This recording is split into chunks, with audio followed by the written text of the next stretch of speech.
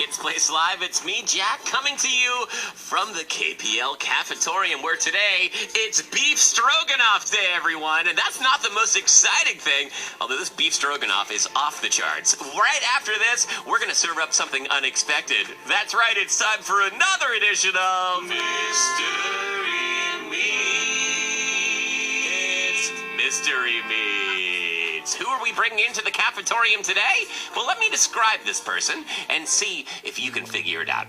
This person makes songs so funny that if you're drinking milk in the cafetorium while they're singing these songs, you might spray that milk out of your nose. No, I'm not talking about JoJo Siwa. I'm talking about Mike Furman! Get off me! All right, fine. Okay, I'll do the show. Sorry, Mike. We have a couple of security guards here that take our more reluctant mystery meat guests and bring them into the cafetorium. Oh, Jack! If I would have known it was you, I would have just walked in. You didn't have to do all that. That was sorry. And sorry about that 2-hour-long van ride to get you here, too. But, you know. It's all right. I needed a little time to think. Hey, we put the mystery in mystery meat. This show is shrouded in secrecy, but it's so exciting to see you. Of course, Mike, you're known for so many great songs here on Kids Place Live. Let's mention every one of them right now. What makes the breakfast? Classic. Armpits. That was my first song of yours, and that song still holds up. That's nice. Thanks. Great joke structure in that song. I love it. Thank you. Thank you very much. That's a song about increasingly insane armpit tickling on from a figurative parent type person to a figurative child type person, although it's never really clear. And the armpit tickling gets more intense and bonkers the longer the song goes on. That's right. What was that inspired by, Mike? That was inspired by tickling. Oh, very good. That makes sense. You know what? Checks out. It was a head, shoulders, knees, and toes kind of idea, and I saw people were doing that, and I was like, oh, if you include armpits, it'd just be funny to keep coming back to that, and then doing, kids, this is the word, fixating. If you just fixated on armpits, and then that means like let it go. Nope. And then it just keeps getting like weirdly like longer to the point where it's just like, oh, you're not even trying to do a song, you're just trying to tickle me. And then so that was a lot of times I will try out songs on my kids, like, what do you think of this? And I'll like sing a little bit of it and whatever.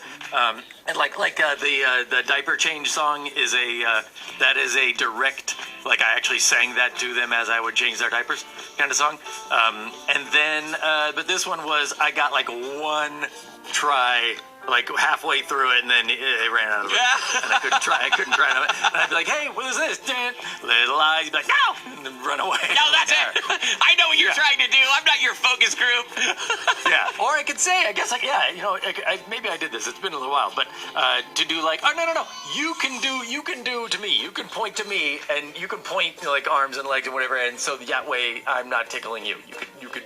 That's a good workaround. Yeah, you got to have buy-in. Yeah. So would you say that your goal is that your songs be funny? Is that your number one goal? Like that your songs make people laugh? Or is that just a happy byproduct of the hijinks in the mind of Mike Furman? Is that just an inescapable truth that your songs are going to be funny because you can't help but be funny? I can't take it seriously. That's the thing, I think. So I definitely would prefer that people laugh together, and that kids and everybody around are all laughing. Yes, that's I will definitely steer towards that. But even if I start to have like an idea that I'm like, oh no, this is just like a good message, this is really cool, I can only do that for like 15 seconds until I'm like, oh, it'd be funny though. It's like, we gotta punch this up. Yeah, we gotta make this funnier. Well, Mike, you're the perfect person because I need thanks, your help. Jack. No one ever says I'm the perfect person. End of sentence. You're the perfect person, period. We're recording this, right? I want proof. Oh, absolutely. One person out there. You can make as many copies of this as you want. Hang on a second. I'm changing my Twitter bio. Perfect person. Thank you. Great, perfect. You can put me as a byline, whatever you want. Listen, I have set up a whole lot of premises for jokes, Mike, but I just can't seal the deal. In Glenn Ross, they said always be closing, and I'm always be opening. There's just no close to these jokes. I'm always be opening. I can't close these jokes. You're super setup. You're like all about the setup. Yeah, can I just give you just a couple of random setups here, Mike, and can you try to end these jokes for me? Can you punch these up for me? No pressure. Sure. Yeah, no so, pressure. So what you're saying is we're on a flight. I've just told you that I do comedy, and you're saying be funny. Yeah. Okay, good. Yeah, I just want to make sure. Yeah, it's like you're sitting next to a doctor and you're like, oh yeah, how does this look? What do you think about this work on my skin? Same idea. Yes. Yeah. I will give you punchlines that may or may not work. Okay. Just off the top of my head here, I'm totally unprepared. I'm going to start in the produce section of my local Whole Foods. Here we go. Hit it. Okay, so I saw a shopping cart full of eggplants the other day. Is that enough? And I was like, why are they called eggplants? They're not eggs, and they're plants. Darn it! Yeah, that's I was good. off to a great start. That is correct. Very good. Hey, thanks very They're much. not eggs. They're not plants. What's the deal? We would have accepted. They're not eggs, and they're not plants where you build things like a car plant. They call them car plants, or they just call them factories? Car plants. Oh yeah, down at the plant. Sure, absolutely. Yeah. By the way, I would buy it if it was called an egg factory. Because a plant is the same as a factory, right? Okay, so there's the punch. Okay, good punchline. That's good. Eggplants, more like egg factories. Am I right? No one calls them plants anymore. All right, that's just a starter. Okay. Hey, did you ever notice that dogs are always chasing cars? I wonder what would happen if a car chased a dog. I mean, if that would be,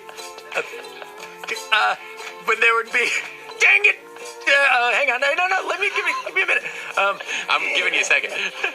You'd be like, Hey, have you ever noticed how dogs are always chasing cars? What if that were flipped the other way? What if cars were always chasing dogs? those dogs would be tired. Hey! That's great. That's great. That's perfect. That's a great joke. Thank you very much. That's really I'm gonna good. put it. Do you want to use that joke? I feel like you did most I of think the I just heavy did. lifting there. Yeah, You just used that joke. telling it to 70,000 kids is probably the best it's gonna do. Yeah, I think you're probably right. Wow. From rags to riches, right there. Yeah. You know what's With gonna be that funny is if we hear this, if they play this back on Kids Place Live, we are going to be able to hear the eyes rolling across the country. It's like there'll be like a weird. As soon as you hear meteorologists can't explain it, but there's a surge of wind coming from like about 5 feet off the ground, and you can just hear. You're gonna know it. I'm not even gonna tell you when this airs on Kids Plays Live. It'll be multiple times, and every now and then you'll just be walking around the streets of California, and suddenly just a cold front will just waft through, like, ooh, what just happened? I'll just hear the sound of marbles spinning. Just be like, kids and adults, eyes rolling so far back into their heads they can see the part of their brains that are thinking that was terrible.